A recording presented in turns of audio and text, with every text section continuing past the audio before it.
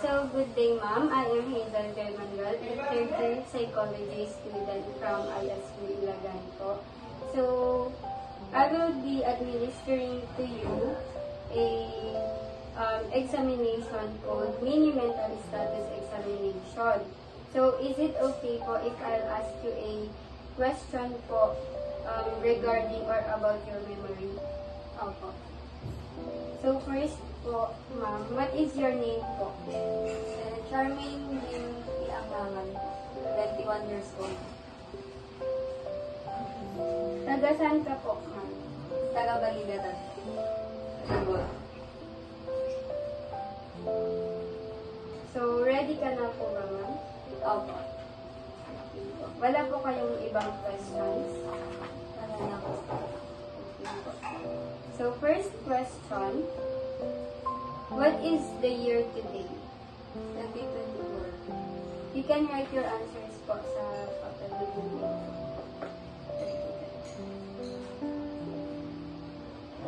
So, what is the weather today?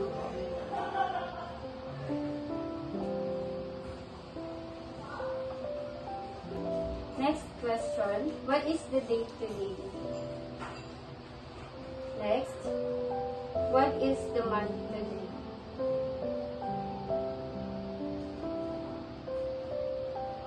Next is, what is the day today?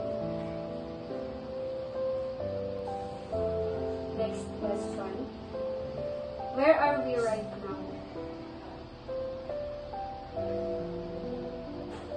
Next question, where are you from po?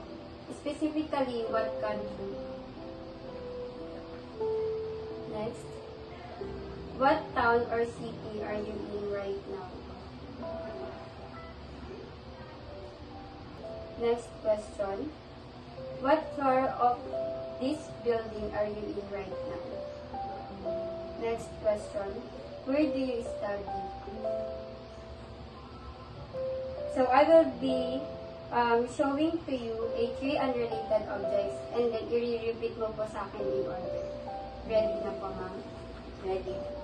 So first is pen, ID, and glasses. Pen, ID, glasses. Next is, I would like you to spell out a word backward. So, pwede mo po siyang isulat na lang naman. So, the word I will be giving to you is phone.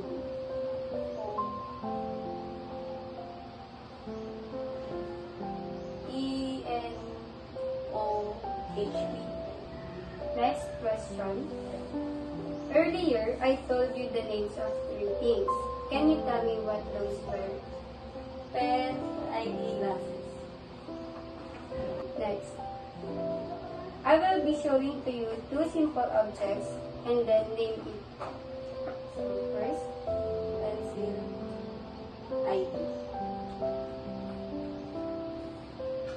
next question.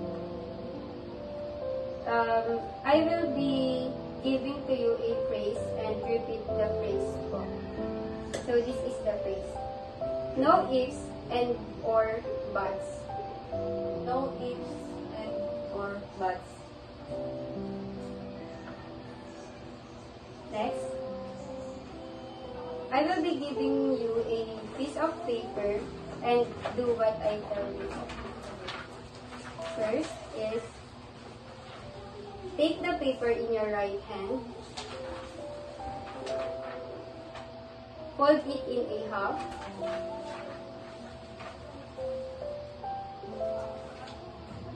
and put it on the floor.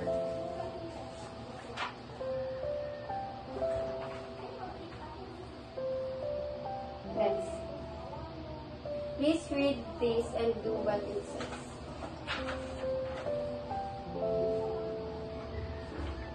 Okay na po.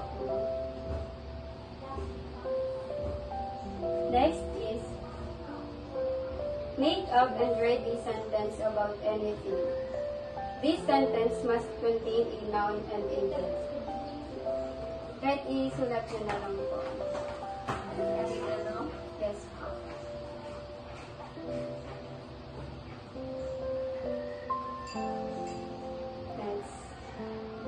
Next question is, I will be showing to you a picture and please copy this picture. Ito po. Yes po.